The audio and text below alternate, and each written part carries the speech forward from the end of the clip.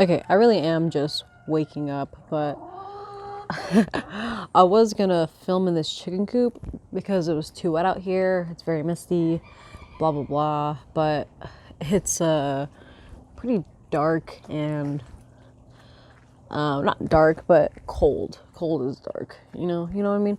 But yeah, I got this chicken in here.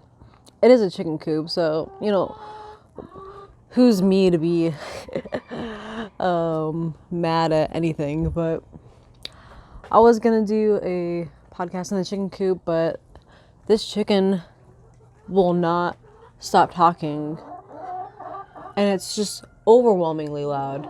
I wonder if I keep talking, she'll shut up.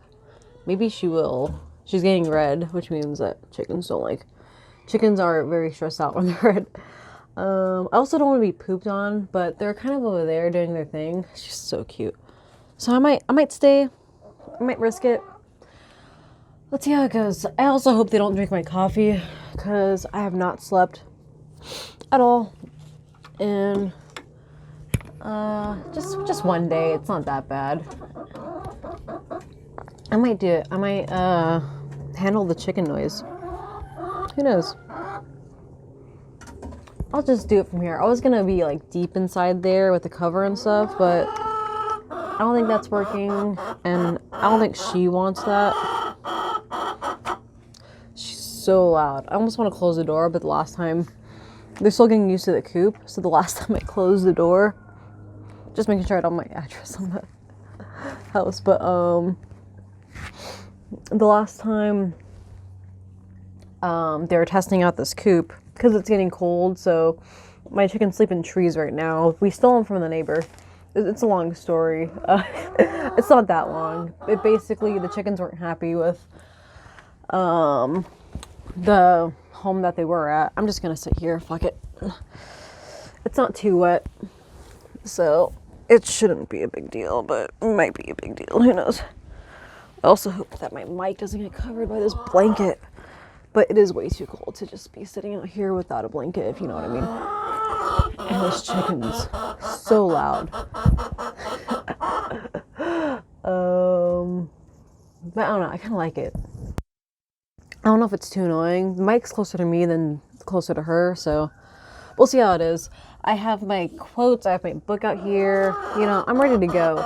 Be quiet, Bertha. She's so loud.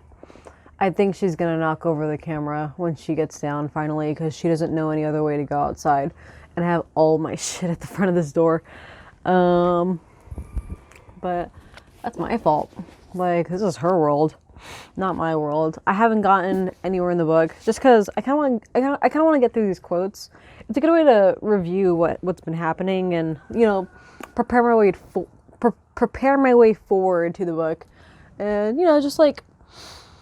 I'm not trying to rush things. Like, so many people I'm not sure about so many people, but I just see a lot of shit where it's like, oh, I read 20 books in 1 month.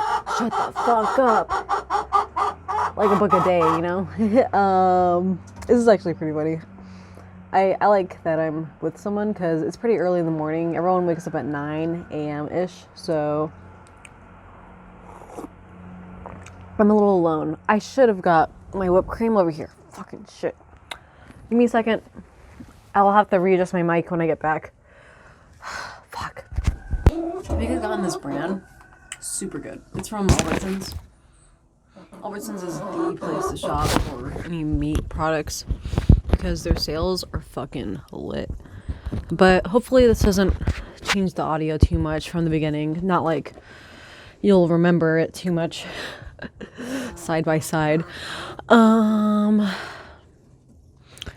But I haven't gotten further in the book, so I'm still at the stage I was before, just like still cool with Lilith, still meeting her. Things haven't gone crazy yet, but I need to read more of the book because I just got through the setup in the last episode. Be quiet, Bertha. This is my life. This is what my life is. Like, I know it's annoying. Maybe. I don't know. She is a bit much. Not gonna lie. Like, Bertha Did I say they sleep in trees? They started sleeping in our tree, which is why we stole them from our neighbor. They're refugee chickens. And we also just asked them after we've had them for like a few months, and they refused to go to the neighbor's house, and we're feeding them luxury chicken items. So yeah. It's pretty funny. I just woke up. My nose is runny. Fuck you. That's pretty much it. Let me figure out where the fuck we are. I remember one of the last quotes I sent in was when he decided. Yeah, he decided to just join the popular lodge. Sorry, my mic's getting covered. He decided to join the popular lodge. Be quiet, Bertha.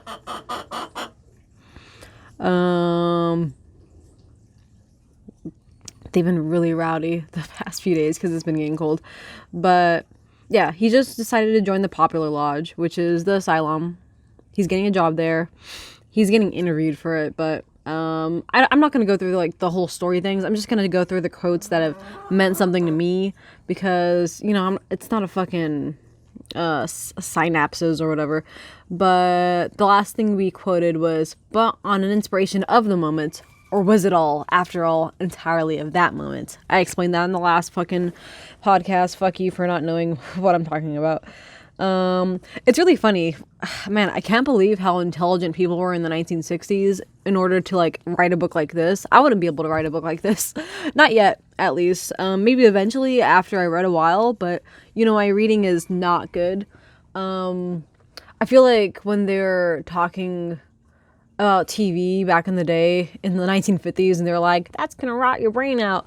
I think they're right, because I don't feel as smart as people that were in the 1940s. If you watch Casablanca, they talk so fast in that movie. It's fucking terrifying. I need more whipped cream in this. I put whipped cream in my coffee. I don't like using sugared creamer because, be quiet, because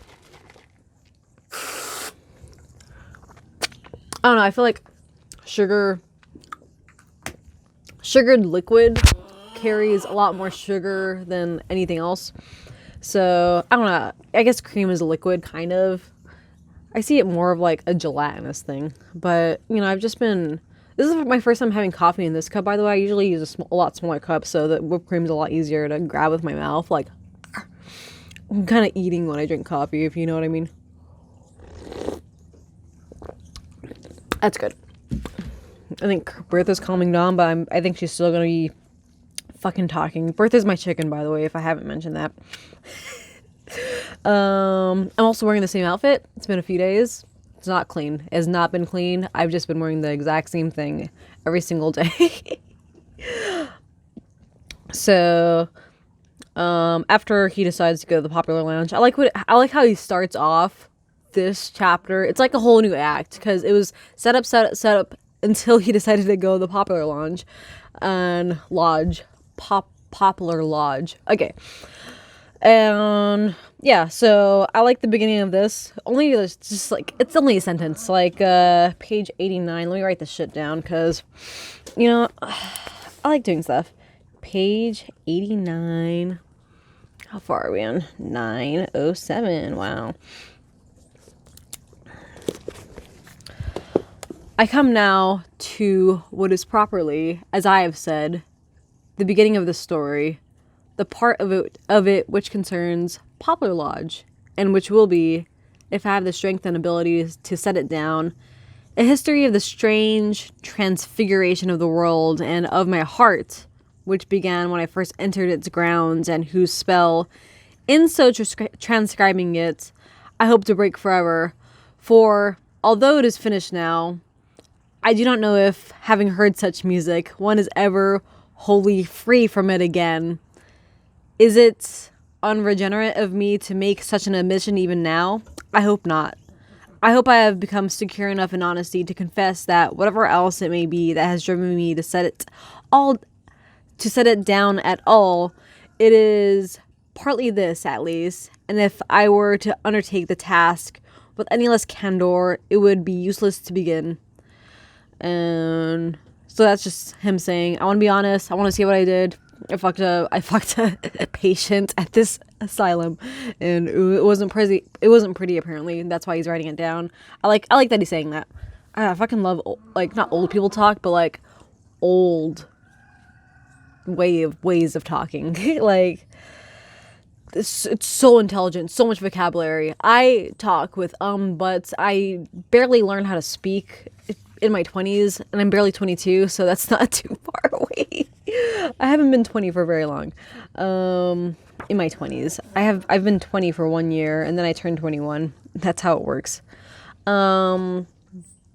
So basically, he interviews for the job. The girl's like, sure. And this is his first day.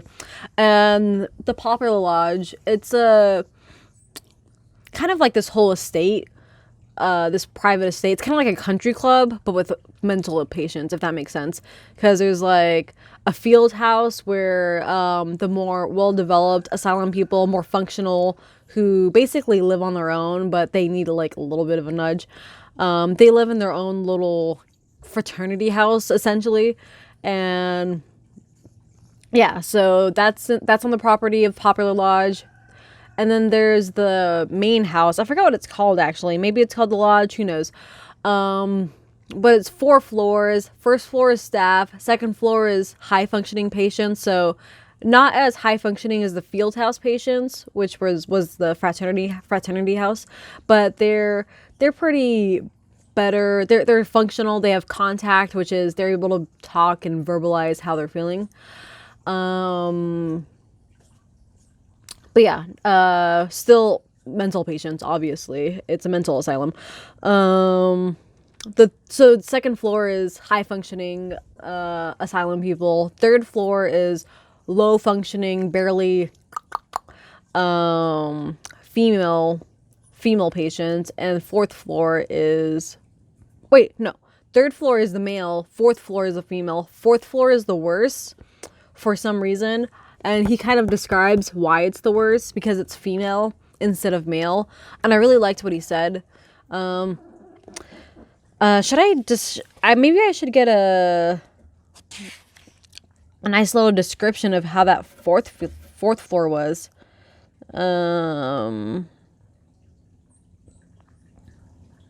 Okay, I'm just gonna start from when he first enters the fourth floor, because I think it's important to get this depiction.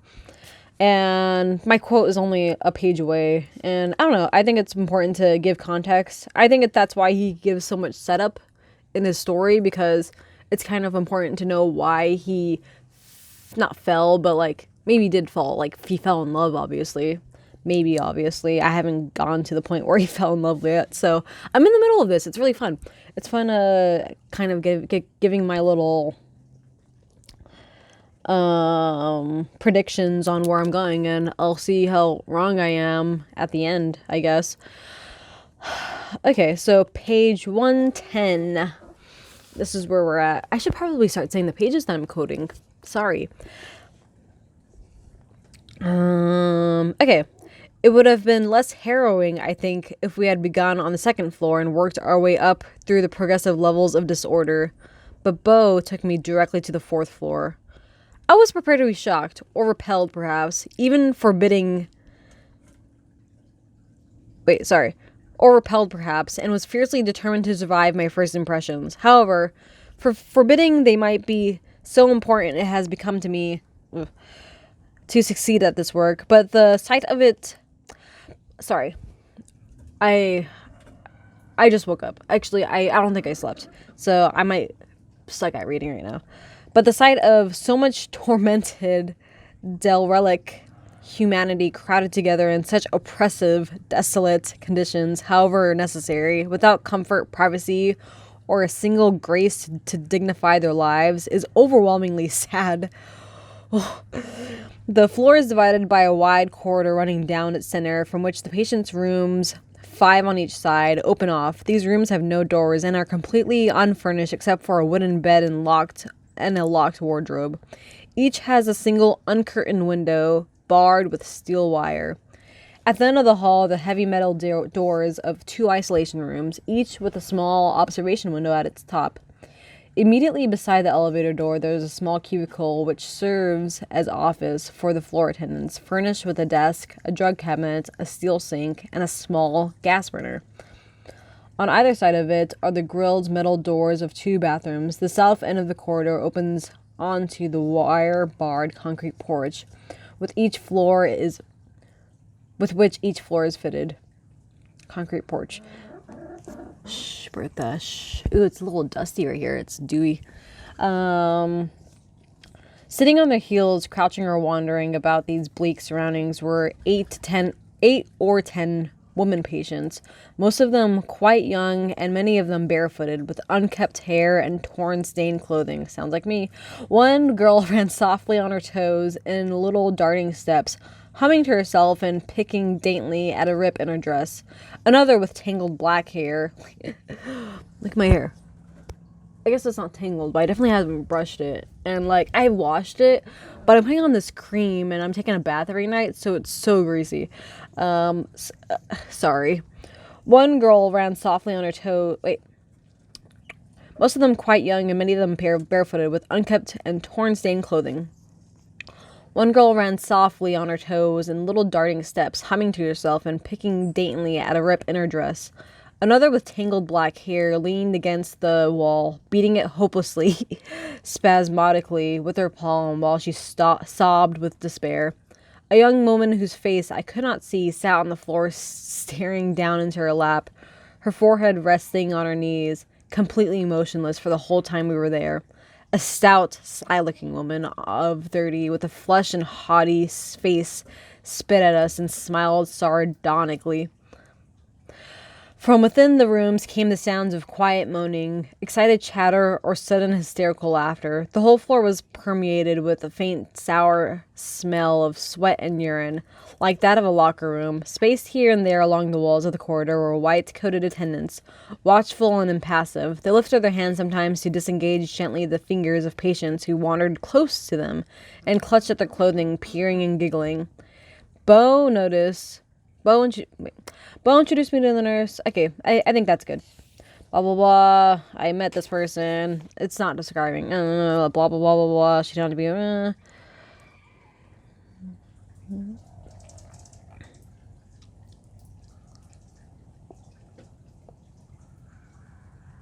Oh, yeah. So this is him talking to the superintendent. Bo said... Maybe I should have read what I just skipped.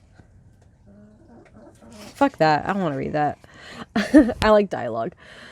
Sorry if I keep poking this. It's kind of right where my hood is, and I also want to be able to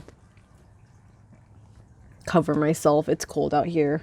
And Bertha took my sleeping spot, but it's her sleeping spot. Not sleeping, but chilling. She's just chilling up there. Pretty cool, pretty cool. Maybe I should just put this down. It's a little cold for this, but I'll do it. Oh, I can also hear better. It's cool. I'm also kind of on my nighttime edible as well. CBD and CBN. THC 101. Pretty good. Alright. So this is his superintendent. Be quiet, Bertha. It's rather shocking, isn't it? The first time you see it. Yes, I said, and asked her suddenly a question which, although it was quite spontaneous and sincere, must have sounded very strange. Why do you work here? She did not seem to be aware, as I was almost instantly, of the foolishness and possible impertinence of the question, but smiled and nodded as if it were not only relevant and logical, but anticipated. That's something all of us who work here have to ask ourselves, she said. And we're better off if we answer it as honestly and thoroughly as we can. I hope you will too. Although impressed by this answer, I could not help being aware of its obliquity. That bitch dodged that question. But here's what I actually quoted. My little blue tab mark is right there. It's astonishing. The third floor, although it is very much like the fourth, with the exception that these are male patients, I found less depressing.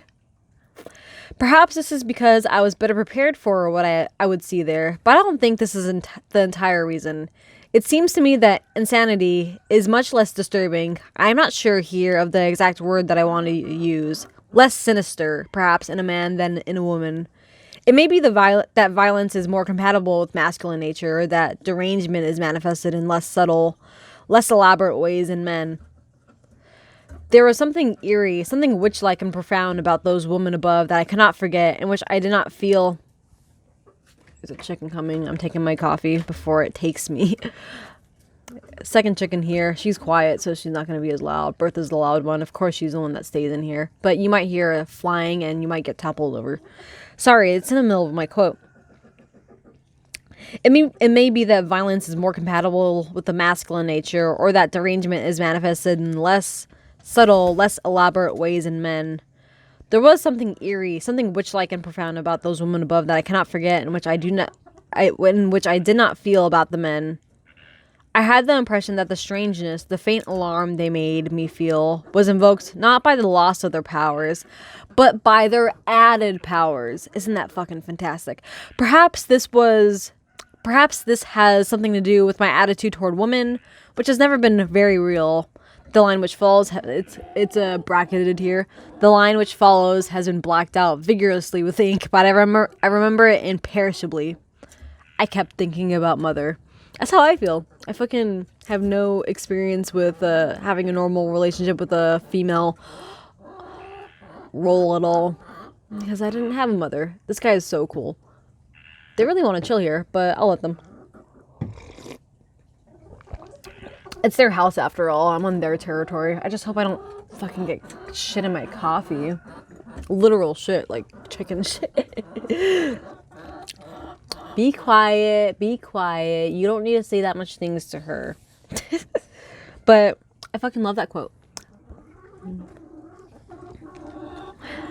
The strangeness and faint alarm they made me feel was invoked not by the loss of their powers, but by their added powers. That's fantastic. Fantastic. I've been watching Doctor Who as well. That's been nice. I'm probably just going to blaze through these quotes because they kind of like go everywhere. I think the setup's a lot. The setup takes a lot of time to kind of think about, but I'll read through these quotes and say what I think about them. Be quiet, Bertha. Okay, so this is a conversation with one of the OTs, one of the doctors actually. Maybe he is a OT. I'm not really sure. Still need to get those words. Bertha. Okay. I feel like I have kids around me. Fuck.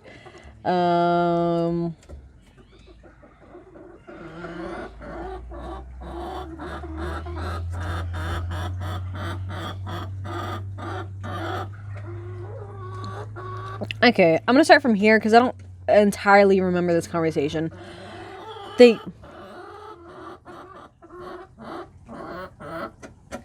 just gonna keep on talking. They gave me the feeling of bitter excitement, with which I remember certain incidents of the war, because remember, he was a 1940s World War II veteran. Those are the work of the patient, Dr. Levere said, noting my attention to them. An engineer who was here about 2 years ago. A remarkable man. Do you find them interesting? Yes, I don't know why, but they remind me a lot of the modern poetry. A kind of explosive quality. Yes, they have schizophrenic art. Yes, they have. Schizophrenic art is fascinating. And astonishingly, like what we call modern art in many respects. Modern poetry, in particular, as you say, has many devices that resemble the aberrations of a certain type of schizophrenia, which we call hypomania. The fragmentation, the same intense symbology, the neologisms, the compulsive internal rhyme and word association. It's quite amazing. Is the significance of that as obvious as it seems? I asked. Dr. Levere smiled and tossed his head in a gesture of pleased amusement. That's something I'm not really allowed to speculate on, professionally at any rate. He said, I must leave that to the sociologists or the critics. I don't think there's any doubt, though, that the world has been greatly influenced by the work of some extraordinary schizophrenic minds. Savonarola, Hitler, Van Gogh, Kafka, the Lord knows how many. The schizophrenic is not always easy to identify, even today. Particularly the very gifted paranoid type with a highly organized delusional system and great intelligence and energy. They are very persuasive people. And there's no doubt that in times past, they've been extremely active and influential members of society. They still are. And then this is what I quoted, purple tab right here. I asked if they were so effective in the world. I asked how, if they were so effective in the world, it could be justified in calling them insane. That's why I think I might be a little, like, fucked up, but not fucked up enough to be in a mental institution. I think it's levels, you know? Let me write this quote down. Page 126, 26 minutes. Okay. Did I do that 112 page? I guess I did. I'm gonna have to call back on that because I didn't write down the page number for that, or timestamp. But I really like that. I asked how if they were so effective in the world, it could be justified in calling them insane. Well, let me read his response. I didn't care about his response very much. Well, insanity is a matter of degree, of course, the degree of appropriateness of the delusion, and in marginal cases, it's a very delicate thing to decide. How are we to regard Blake's visions, or Saint Teresa's, or the testimony of Saint John on the cross, as madness or revelation? I suppose there are many modern psychiatrists who wouldn't hesitate to call them hallucinations, but they've comforted and inspired millions of people. He had all the while been manipulating his curious pipe, and now he tapped his teeth thoughtfully with a stem. Mad people have a strange history, he said. They've been savagely abused in many societies and treated with reverence in others. I suppose the fact is that we've never been quite sure about them. We're not yet. But we know a great deal more today than ever before. Particularly in the last 5 or 6 years, the strides that have been taken are enormous. It's a very exciting thing to be alive at a time of so many critical developments in a science. Then I think it's good right there. That's a good conversation. I really like that conversation. Like, just what really connotates madness, and why isn't it useful in society? Why do we deem it not useful? Why do we imprison these people? Why do we lock them up? Shit like that. Shit like that gets my brain a-stirring. Ah, oh, so warm. I need to reposition my feet because they are asleep. Oh, should I, yeah, let's get more up close and personal, bitch. Not up close, but better angle. You can see my legs now. Do you like my legs? It's so weird. A little bit too much, actually. Too personal. That's better. All right. So that was nice. That was a nice quote. Like I said, I think I'm going to boom through these, honestly. Let me get my notepad ready to write shit down because I keep on forgetting. It's just such a good book. It's such a good book. So I'm already in the new quote, I guess. Yeah. Cool. Ooh, this is a good quote. He's fucking metter. He's metter. He has metter. Oh my god, this is the quote. I think he has a conversation with his higher up official. So I just hope that... Well, I totally didn't write it down, but I hope that I have a idea of where this one quote was. But it's more or less the same conversation, but fuck.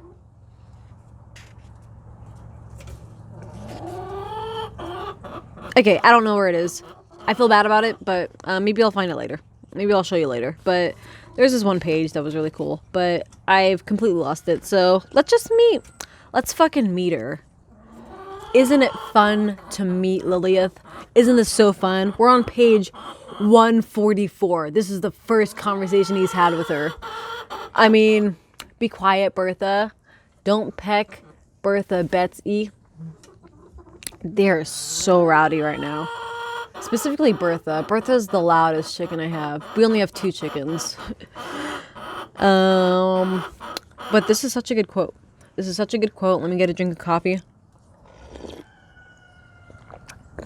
I wonder how annoying this podcast is with Bertha. But, I don't know. I'm having a good time. I'm having a really good time, actually. It's fun hanging out with the chickens. I like being around them. I'm not alone. They're not alone. I would be freaking out about if they're getting fucking attacked by foxes, because foxes are coming back in our neighborhood. It's also wet and cold, so they don't like wet and cold. They like warm. I should actually close this coop for them, honestly. But I think Bertha will be freaked out about her inability to leave. But let's meet Lilith. So, I lied. This isn't the first exchange they had in this particular time and space. This is the first time he's met her. Be quiet, Bertha. That's too loud. That's too much. That's too much. Too much. So, this is like the first conversation because he's being an understudy for his job. It's his first week there, so he's following this guy around, and that's why I think about you, Bertha. I'll fucking close the door. I'll fucking close it. I don't give a shit. But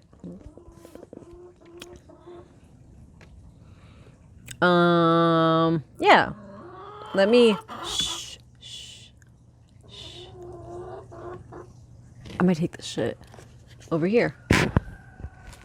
Ugh, I'm fucking going psycho on you, Bertha.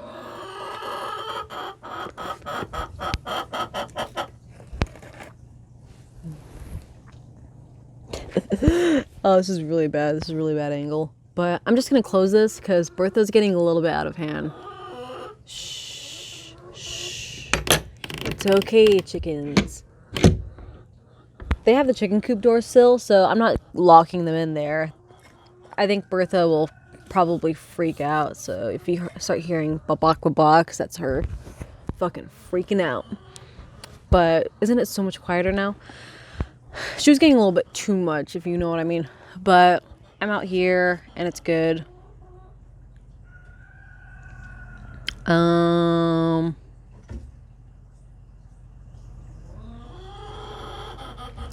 Why did you come here? She asked in a moment. Well, I had to have a job. Of course, but you could have gone to work in a butcher shop. No, I've been working in a butcher shop for the last 3 years. Burn to fucking military people. Should I go to a little different spot? I could go in there. It's much quieter. I just think the first conversation with Lilith needs to be post chicken, if you know what I mean. Let me fucking... I'm moving locations. I don't have enough room. Fuck. Page 144. Sorry. I'm gonna open the door too, because I think she's freaking out. Oh my god.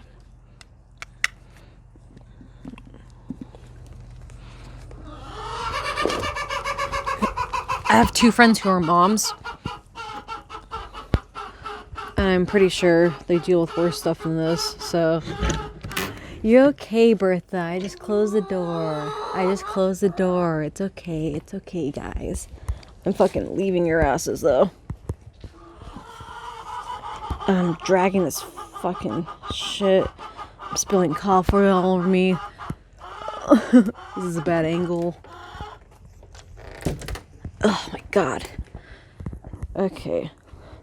This is a post-chicken world now.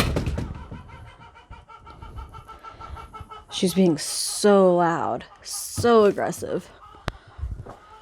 Oh my god, that chicken, man. But, you know, I only spilled a little coffee everywhere. Only a few drops. Only a splish splash. That's nothing. Every time I feel like my life is going horrible, I think about my 2 friends that just had a baby. And, like, how, you know, they clean shit and shit. Like, literal shit. And, like, what do? I just fucking feed chickens and fuck around. And, I don't know. I feel like life isn't that bad. you know, just be grateful for what you have. Be grateful for how things are going, and don't freak out. But, you know, there comes a time when a chicken gets too loud. Oh, she just left the place. Of course, when I leave, she leaves. They're like coming to the window. Fuck Bertha. But let's meet Lilith. Okay. This is such a good scene. It's such a good starting scene. It's such a good starting scene. Man, Bertha, she's like fucking at the door right now. Shut the fuck up. Oh my god. I'm gonna beat this chicken. Okay, now she's going to Betsy and bothering her. Why did you come here? She asked in a moment. Well, I had to have a job. Of course, but you could have gone to work in a butcher shop. No, I've been working in a butcher shop for the last 3 years. I wanted to do something that would ... help. Not just for the adventure? I don't think so. I'm not much of an adventurer. Oh, I think you are, she said. Why? Will you think I'm rude? You will. No. Well, adventurous people always look rather ill at ease. They are shy, you know. Not bold at all, as people believe.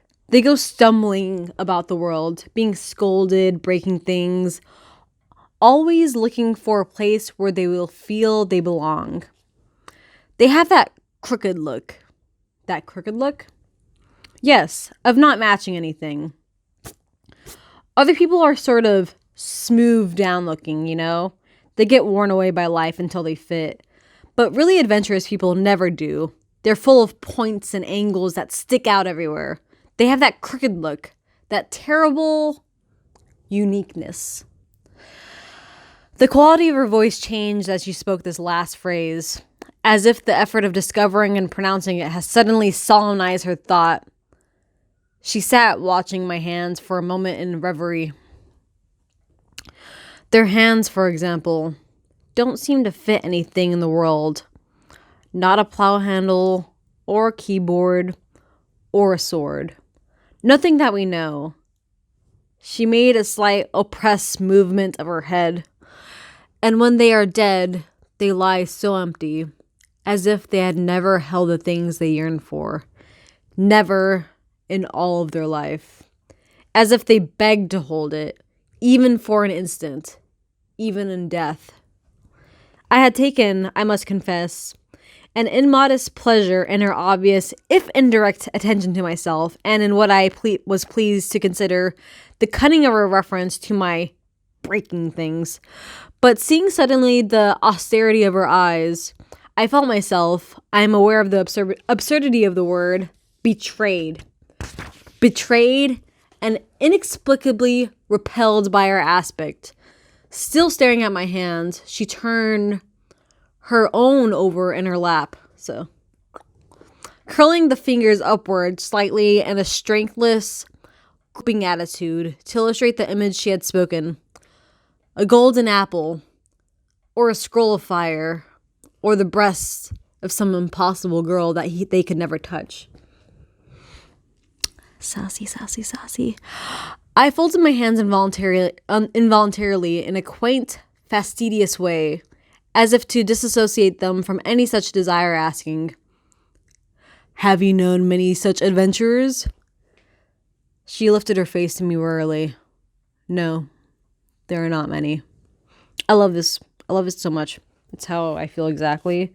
Not to blow smoke up my ass for being an insane person that is never satisfied, but that is who I am as a person. And it's nice to hear it. I feel like it was a bad idea to do a podcast with the chickens. It wasn't intentionally with the chickens. They just happened to be there, and it just happened to be Bertha. And that is a stupid chicken. It's stupid. It does not. Bertha does not know how to survive. I should say, not it. She doesn't know how to survive. When we first stole her from the neighbors, she didn't know how to forage. She would just steal whatever Betsy found. Betsy's our other actual chicken that knows how to survive. Bertha's the chicken that mooches off of us for being nice. If that makes any sense. Maybe, I don't know. Maybe we should just stop loving her. Oh, here it is. Oh my god, this is the quote I was looking for. This is great. Oh, I left my notes out there. Fuck. I'll bring it in here. I think Bertha's less. I don't know. I feel like it's like Jenna Marbles' dog, Kermit, where you just give these animals attention to the point where they do bug you a lot. Oh, I did have my stupid ass notebook. It was in my pocket. Sorry. Fucking shit. But I'm almost done with these quotes, and Bertha's distracted. It's going great. Everything's going great. You like my chicken coop? That's where that chicken was screaming and squawking this entire episode. If anyone's just listening to the podcast, which by my statistics no one is, right at this moment at least, but if you're just listening, I have this on YouTube. I think it's much better to watch people talk than to just listen, which is why I hate that Duncan Trussell doesn't record his podcast, because he's a great person, but it's hard for me to verbally understand things without someone's face explaining it or hands.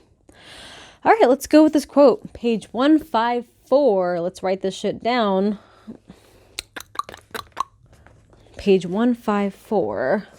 And I'm 40 minutes in. 41 minutes in. And I keep on missing some quotes and forced time snapping those, but it's easy to at least go in between. I remember Dr. Levere reminded me once in a conversation about Lilith, which I shall record presently, that the word rapture in the English of Shakespeare's day meant madness, and adding in the gently evocative manner which I came so greatly to admire. I think all of us here are concerned with rapture in some way. I told you once that I like to consider psychoanalysis as an art rather than a science. And when a man devotes himself to studying the nature of rapture, he may find himself dispossessed, as it were. Categories dissolve, values and verities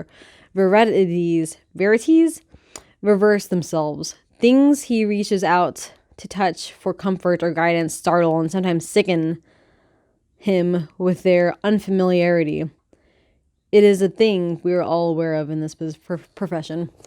So that's starting that idea of... What the fuck is that? It's just a rock. Sorry, there's foxes here. They just came back, so I'm kind of afraid of my chickens getting fucking mauled. But... so that quote in particular is starting to envelop the idea of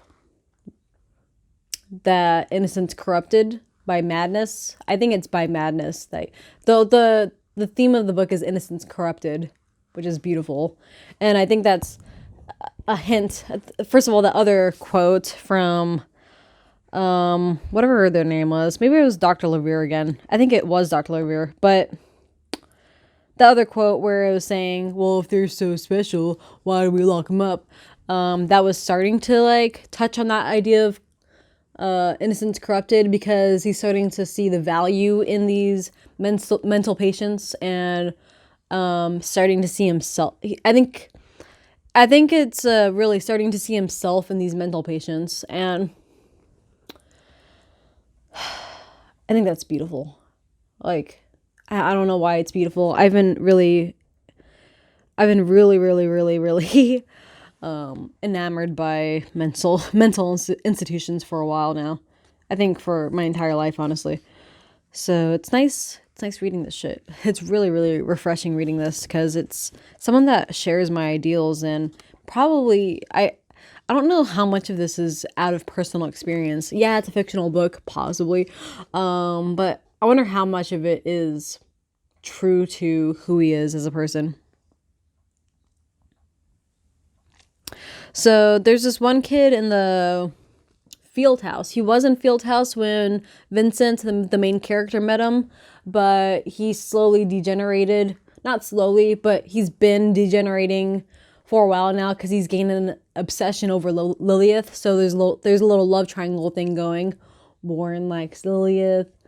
Vincent is like, at this point in time, it's like kind of attracted. Kind of. I feel something.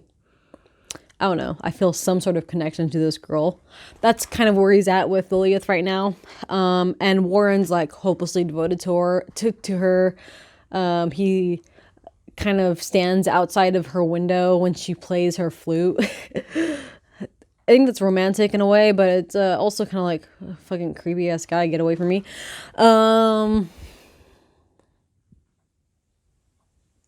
Yeah, this and that. So that's who Warren is, and he's hopelessly devoted to Lilith at this moment, and he's slowly degraded into the third floor of that 4-story building. He was in Field House, which is the high-functioning patients, but he degraded himself. I think when his character person maybe was introduced, not even his character, it was just like his aura, more like, because they passed by his room, and then Dr. Levere was like, that's Warren's room. He hasn't been feeling lately because he has this little thing with Lilith Arthur. And that's also the first mention of Lilith from entering the Poplar Lodge. So any like slight mention towards Lilith, I'm like, you know, because like it's so exciting. She's so exciting. I'm so excited by this book. And wasn't that introduction so good? The one I read a few minutes ago. Okay. So this is Lauren. They're at a field trip almost. Sorry, Betsy. They're at a field trip, and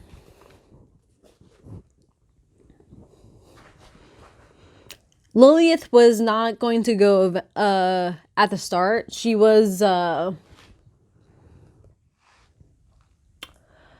she had this claim that the forces in her fantastical world, she has a fantasy world, by the way. I'm not really going to explain her illness right now. Not too in-depth because I don't really understand it too much. But basically the gist is she has these beings that talk to her in their own language.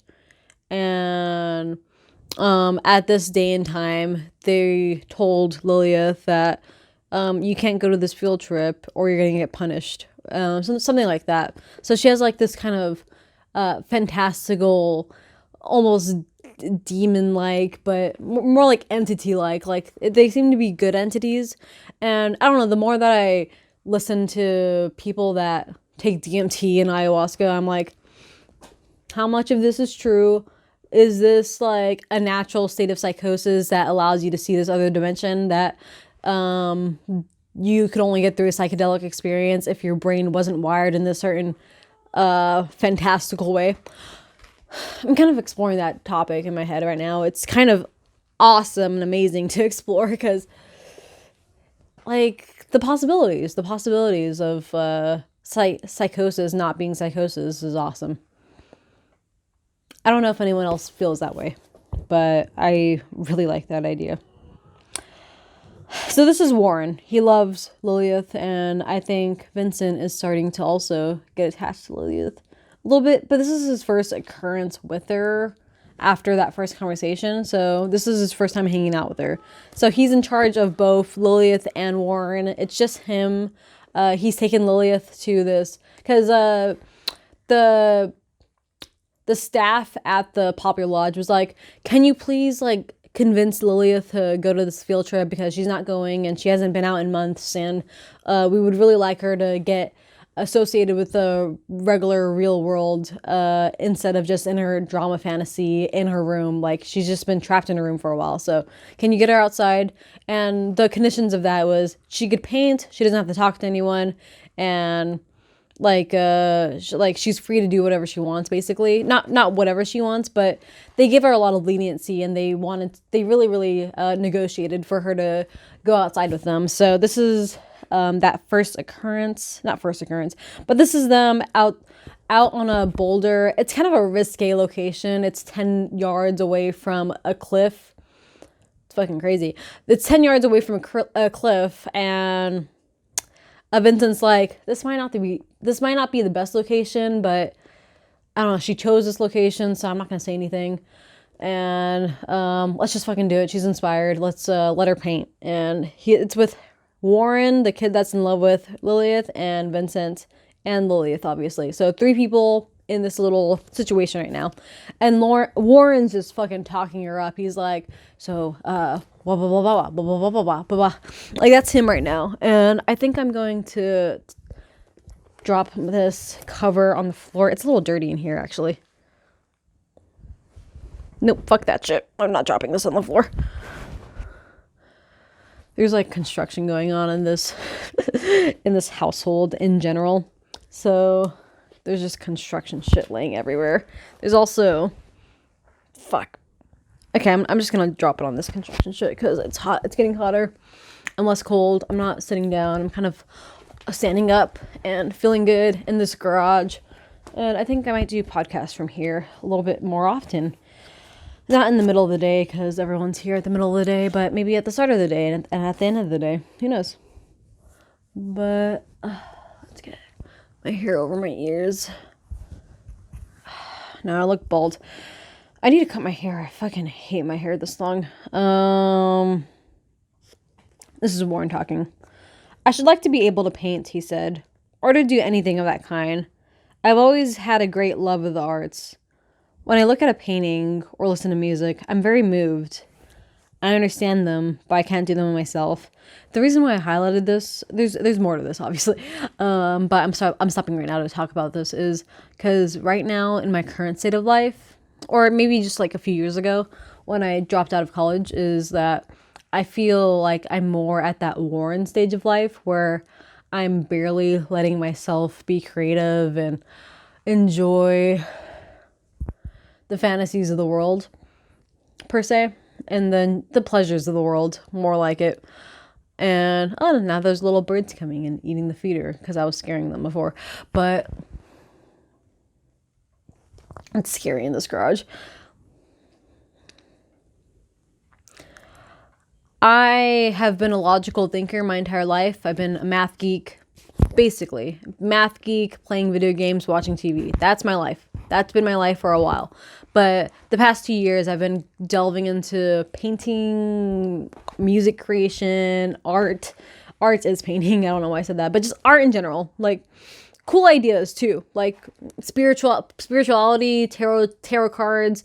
I'm barely getting into astrology because that was too popular. And, you know, when things are too popular, you get kind of like, I don't like this because everyone else likes it. And everyone else is pretty annoying. And I don't like being in the mix of everyone else's trend. I hate trends because trend isn't real. It's this kind of idea that everyone decides to latch onto it all at once, and I don't like latching onto everyone else because I feel like it takes away from who I am as a person individually. Just my opinion. Oh, also let me write this down. Let's do 50 minutes for page fucking shit. 160. 60 minutes in. Oh shit, 50 minutes in, not 60. Alright, we only have a few more quotes to go after this. But I should like to be able to paint, he said, or to do anything of that kind. I've always had a great love of the arts. When I look at a painting or listen to music, I'm very moved. I understand them, but I can't do them myself. So that was me 2 years ago. It's crazy how the people, almost everyone in this book reminds me of myself. I can't really say that about a lot of TV shows or movies or anything out there in the world today. I can't say that I feel very connected to every single character in the story. So I think it's fantastic that this author is able to do that to me. Like I said, it's amazing to be able to read this book and process through shit that I feel like I haven't processed through yet, because there's just, I just haven't seen the story yet. And this is a story that I needed. If that makes sense. I regret using this cup because I like to grab the whipped cream and like kind of eat it. I like to eat coffee, if I would say that. Sorry, I come from a generation where Starbucks is what coffee is. He watched, frowning with fascination. So this is, I'm very moved, I understand them, but I can't do it myself. The arts. He watched, frowning with fascination. Frowning with fascination, that's interesting. While Lilith's fingers flashed about the easel. How do you begin? He asked. I can never understand how you begin. When I pick up a violin or a paintbrush, I suddenly feel exhausted and embarrassed. What is that to you? Wait, what is it that... Oh, what is it that you do? I do nothing, Lilith said. My hand moves, and I follow it. Love that. Ah, that's it, Warren said. The hands move. Mine doesn't, of course. Or if it does, it moves only in the direction of salted almonds. I always have a bowl of them beside me when I work. It is a great mistake. I sat all one afternoon last week trying to write a poem and could do nothing but nibble salted nuts. The more I tried to concentrate, the more of them I ate. It's what always happens. I can't trust my hands, you see. I think that is where you fail, Lilith said. You must learn to trust them, if you want them to lead you to things you love. Do you think they will? Perhaps it is only that I love salted almonds. What a terrible thought to be. What a terrible thought to be a gourmet by nature. A taster and sampler of things. Still, it may be true. I'm afraid I have a scholar's mind, not an artist. That's me. I'm afraid I have a scholar's mind, not an artist. It's a very different faculty, but I'm barely learning. I'm barely learning how to be an artist. And I've been a scholar for so long. So it's weird being high in one area and then being low in another. It's very humbling. But you have the gift. Okay, so this is just talking about him, which I don't really want to hear this. I'm fast forwarding to this.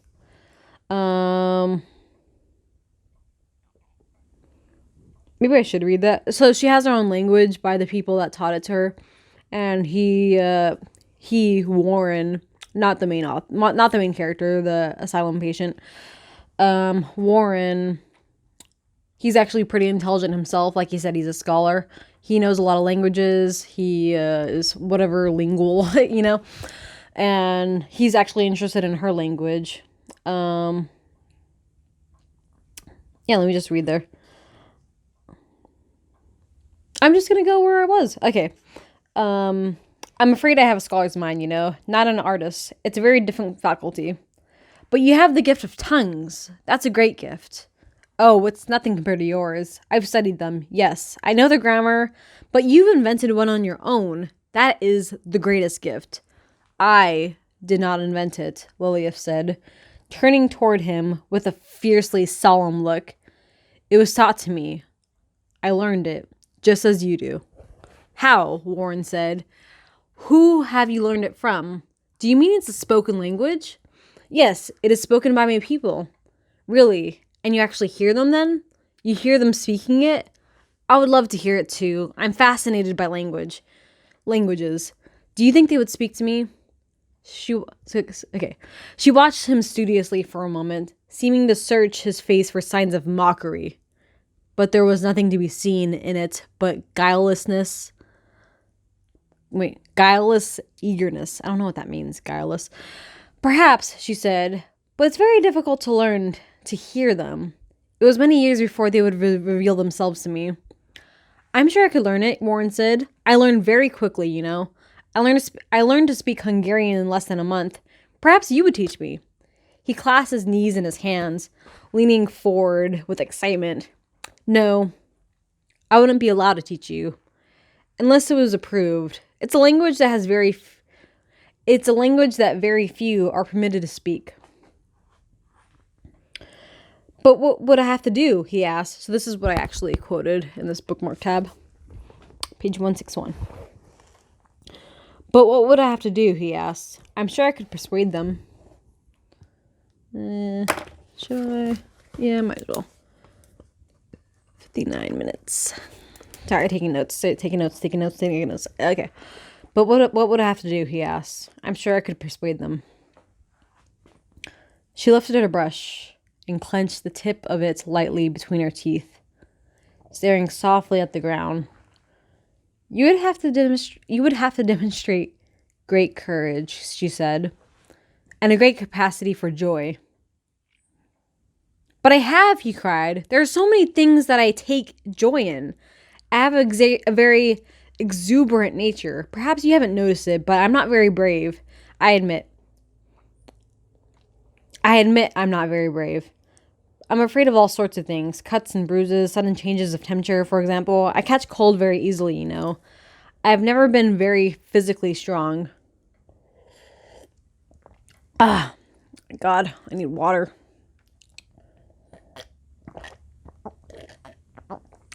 Talking is cutting my voice.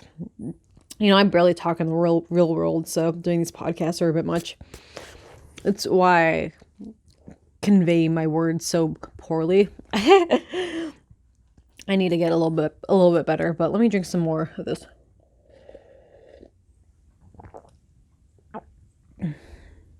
In hopes that my throat will clear up and feel better. I'm almost done with this. I only have a few more quotes. And then I could start reading this again. That'd be nice. I catch cold very easily. But I'm not very brave. I admit I'm not very brave. I'm afraid of all sorts of things. Cuts and bruises, sudden changes of temperature. For example, I catch cold very easily, you know. I have never been physically very strong. Lilith burst into a peal of laughter and turned back to her painting. You are a fraud, she said. You talk about submitting to holy powers, but you're terrified of little bruises or of catching cold. I think you're as devoted to misery as Mr. Bruce is, and you boast of your capacity for joy. That's good. Mr. Bruce is Vincent, by the way, the main character.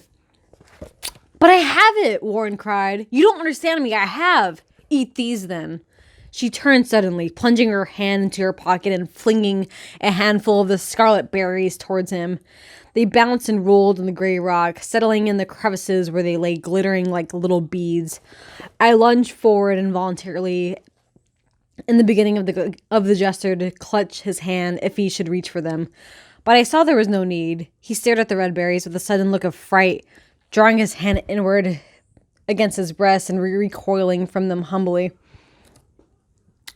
Oh no, they would make me sick. They may be poisonous. Perhaps, Lilith said, but perhaps they have a thrilling exotic flavor, like nothing you have ever tasted. She's so fun. She took another handful of the berries from her pocket and, dropping her head back, tossed them into her mouth. Before I could reach her to prevent it, she had swallowed them and drawn her wrist across her lips to wipe away the scarlet stain. They're delicious, clean and bitter, like anise. You see how foolish you are.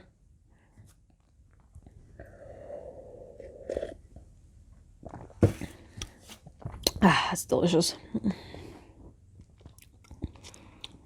I leapt to my feet, much too late, as I say, to interfere, and stood frowning at her with chagrin. Have I made you angry, Mr. Bruce? She asked softly. It was very foolish. They may be poisonous, as he says. They won't hurt me if they are. I hope not. If you do any more foolish things like that, I'll have to take you back. Are you worried about me then? She's so sexy. I fucking want to read about them fucking, you know? Of course, I said. I'm responsible for you. Yes, then I'll be very good. I promise not to get sick. I wouldn't want to embarrass you. She held her hand out toward me, her palm glittering with scarlet juice from the crushed berries. Would you like to taste it too? No, thank you. You see, you are both alike. You're concerned about your health, but I have tasted a flavor of this world that you'll never know. She's so cool. Yes, but I'm afraid of things like that, Warren said. He sat with his head drooped, staring rather shamefully at the ground. Poison and things of that kind. I've read about it in books. How you die in agony. I believe you draw your knees up against your chest and resume the fetal position. It's really dreadful. He rose and prowled restlessly about the rock, examining the boulder wall with his long fingers, which he poked in a sorrowfully and abstracted way into the dust and rubble of its crevices, turning sometimes to look at Lilith. We were both suffering, I believe, from the same curious sense of defeat at her hands, and went without speaking for several minutes, each silently considering his own inadequacy. Each silently considering his own inadequacy. That's good. I like that. I don't know why I like it, but, just this clenching on to, I don't want to die,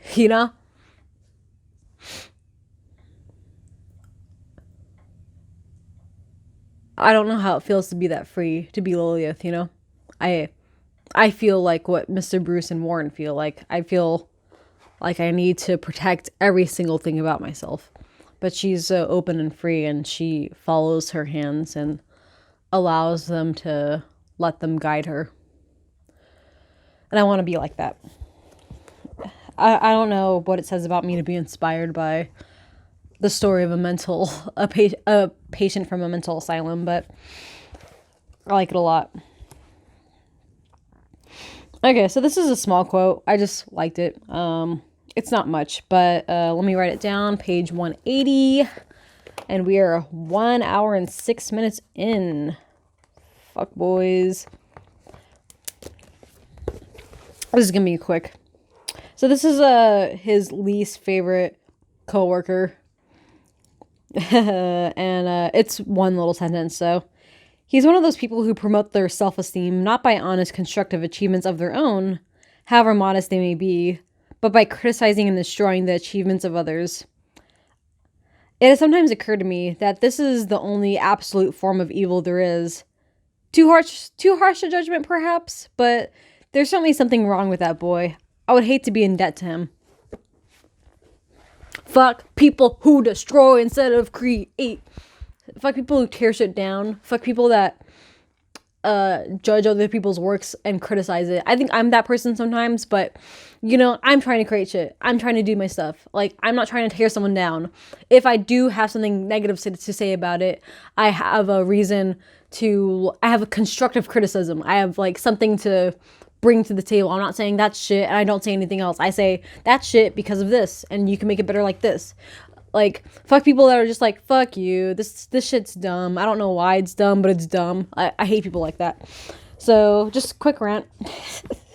Okay, what's the next page? I told you it would be quick. Page 185, and we're 108 minutes in. I'm getting better at this note-taking, because, you could tell I'm more awake right now, right? I think I drank all my coffee. Let me drink the last bits of it. Okay, so now if I choke, I have no way to wash it down with some water because it's all the way out there with the chicken coop that I left behind with a screaming chicken that no longer is there because I'm no longer there. Like I'm saying, I think that dependence is from me, not from her. It's not the chicken's fault that she depends on me. I help her up trees because she can't fly up there herself. I think I need water because I think I got some grounds in my fucking... Grounds in my coffee, grounds. Do you know that song? It's been playing in Lebanon, Oregon, especially in the malls. Grounds in my coffee, grounds in my coffee. You're so vain. I bet you think the song is about you. You're so vain. And then me and Daniel say that it's you're so lame. But I'll be back with some water. Okay, I got water. I'm gonna drink from it right now. How low should this be? I'm still deciding. I don't think people often put this on their hood, and I think it's foolish of me to do it. But, if it's down here, I don't know about that either, I think that's a good spot. Maybe. Who knows? I might regret this later. But it's better than nothing. I stole this when I was in high school. Before I knew that stealing was wrong. Like I didn't know stealing was wrong before. I like the thrill. That's what teenagehood is for, doing stuff you know that's wrong. And then trying to come back from that. Okay, so I'm on page 185. I don't even know what this quote is, but let me just change this time to 10 minutes because I got some water. All right.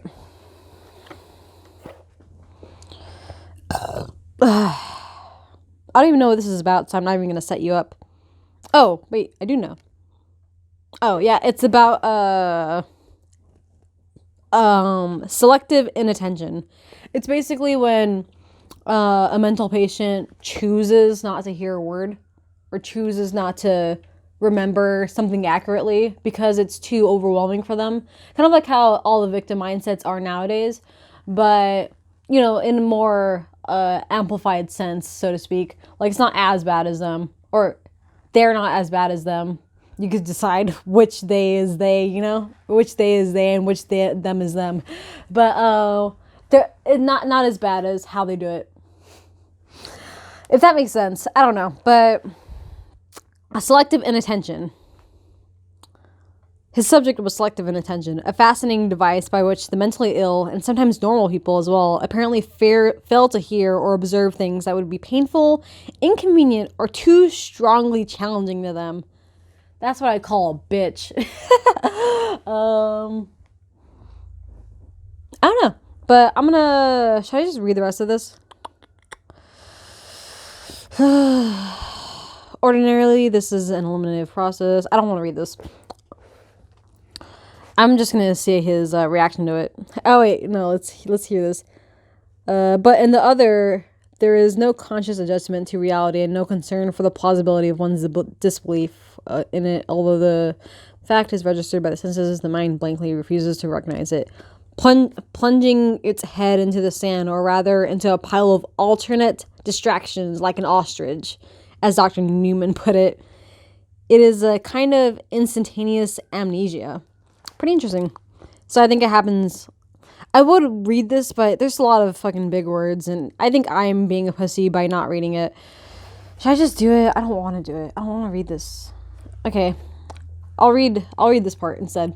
I'll read what I want to. You know? I'm not reading the whole book to you. This is a fucking audiobook, bitches. What is astonishing to me is the familiarity in less acute forms. All of these aberrations, we constantly practice them, in degrees which are still deliberate and controlled, as everyday stratagems of life, to protect our pride or vanity, or to satisfy our impossible or impractical desires. The pleasant afternoon daydream is not very far removed from the fast fantasy or delusion. The expediently overlooked insult is only a step from hysterical deafness, and the comfortable conclusion that our teacher grades us poorly because she is down on us is a very close cousin to the paranoid persecution complex. But in psychopathic people, as Dr. Newman pointed out, these devices have become involuntary and extreme, perhaps because these people have more need of them than we, and practice them more intensely. They have lost control of them, and in doing so, they often, ironically enough, suffer more than they profit by them, through the horrors of hallucination and delusion. I love that. They have lost control of them, and in doing so, often, ironically enough, suffer more than they profit by them, through the horrors of hallucination and delusion. That's what happens when you don't confront your fears. They bite your ass. Confront your fears, everyone. Fuck yeah, I love that. There is something truly terrible in this. The idea of a wretched mind outwitted by its own virtuosity, as if in so skillfully and passionately evading its oppressions. I'm spinning on this book. It had failed in some human obligation, had broken some natural covenant of suffering, and been made to suffer even more. I need to read that last sentence. That is so profound. There is something truly terrible in this. The idea of a wretched mind outwitted by its own virtuosity. As if, in so skillfully and passionately evading its oppressions, it had failed in some human obligation, had broken some natural covenant of suffering, and had been made to suffer even more.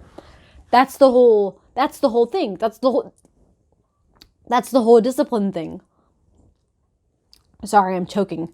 I'm like, my voice cannot support dialogue for more than an hour because I don't use it for more than an hour a day. I grew up very introverted, so I'm trying to exercise my voice more through these podcasts. But I'm usually a listener, if you know what that means. I listen to people.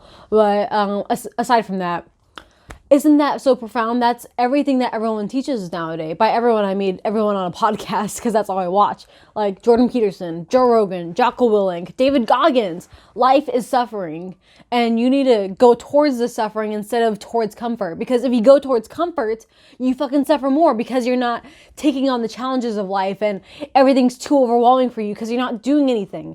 That is what that's saying, and it's so profound. It's so great, and it's so like, just putting it out there. It's one among all of the amazing ideas he's saying, and it's so beautiful. And I wonder how much of this was a profound element of everyday life in that day and age. Like, how many everyday people knew that? How many people knew that life is suffering and you need to fucking take one up the ass and just go do your job. Go do this. Go do what you want to do. Just fucking do it and don't hide from your responsibility. I wonder how much that lesson was taught back then. 1961. I keep on saying it. 1961. Nice day and era. So great. So great. So great. I don't even want to... like, I can't even convey how great reading this book makes me feel. Man, I'm kind of sad that I started this out with Bertha screaming because, I don't know, it's such a great book. It deserves good audio and everything, but, you know, I do what I can. And at that moment of time, I needed to do it with Bertha because she made me feel less alone. Maximum file reached. 117. Let me pause this and... Okay, that's better. So I have 48 minutes of podcasts available to be just memory. I have 48 minutes of memory left, which is good that I deleted some shit. But that's not a problem because I only have one quote left. Isn't this great? So I'm just gonna do 19 seconds and I'll add from the last one later. I hear flies. It's because the sun's coming out, so the bugs are going to come out too. Which is good that I'm almost finished, because I don't want to be near bugs. Bugs are fucking gross. Alright. So, aside from that profound excerpt, and just me getting super pumped about it, this is my last quote. It's almost bittersweet, but I finally reached the end, and after this I could finally read this book because I've caught myself back up with the book, and because like I said in the last podcast, I've been really busy. It's only been a few days since then, like less than a week basically. I'm wearing the same outfit, but I've been taking a bath every day, so it's not that gross. Not that I'm trying to defend myself.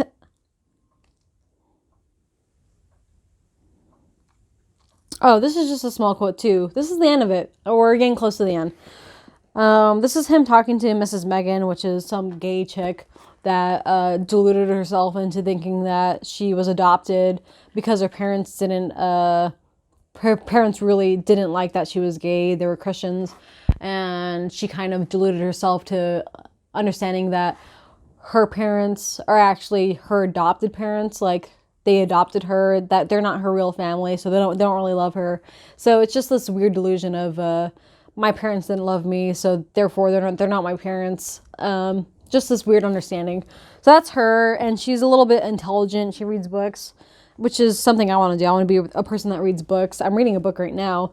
I don't know how I'm not a person that reads books, but I definitely don't read them often, which I definitely want to do because this is so fun. I'm having so much fun doing this.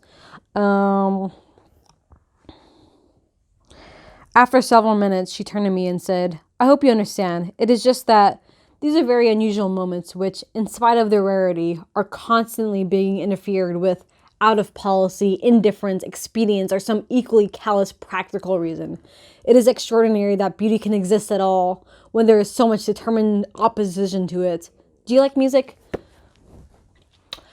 It's because, the reason she said that is because Lilith plays a flute, and they limited that to 1 hour a day. And Mrs. Megan, the first time you meet her, because this is the second time you're talking to her, not the second, maybe for Vincent, but definitely the second for us as a reader.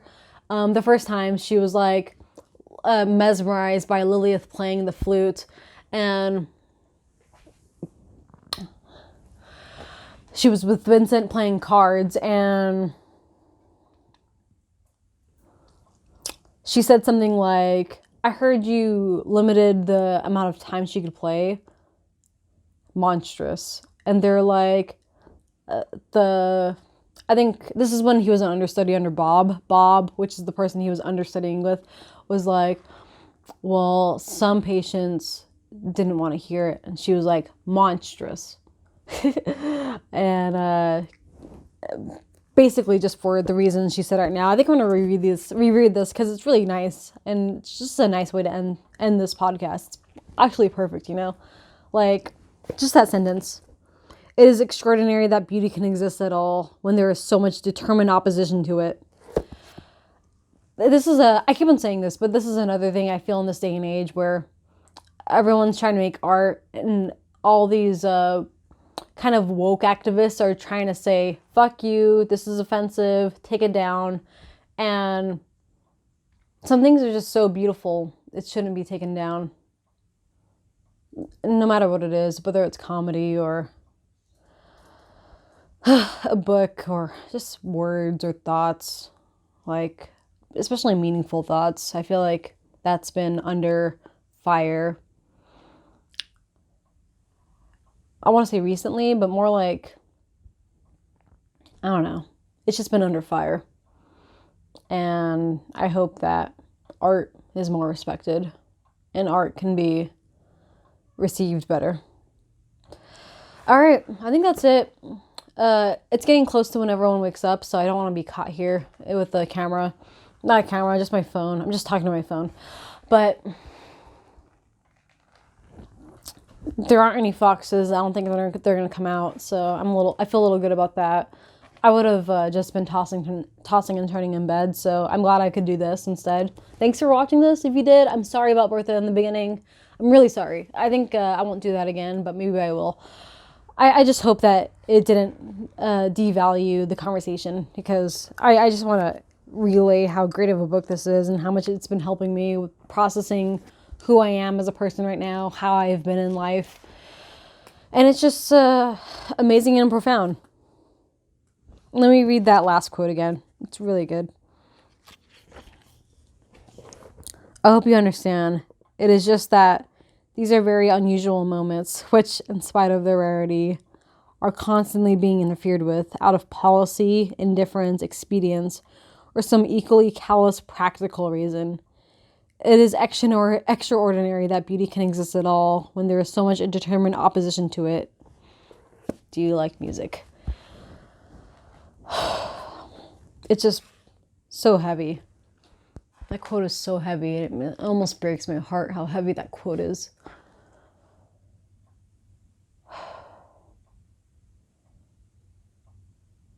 Like, don't you just feel that quote? Don't you feel it? Because it's so hard to make art, let alone being ragged on by a bunch of different people that don't even appreciate anything because they're so miserable that they want to spread their misery towards you. And back to that one guy. Do you create or do you destroy? Do you create or do you destroy? I think that's a question everyone should ask themselves. I want to be someone that creates. I feel like I've destroyed a lot in my time. I feel like I've been very negative.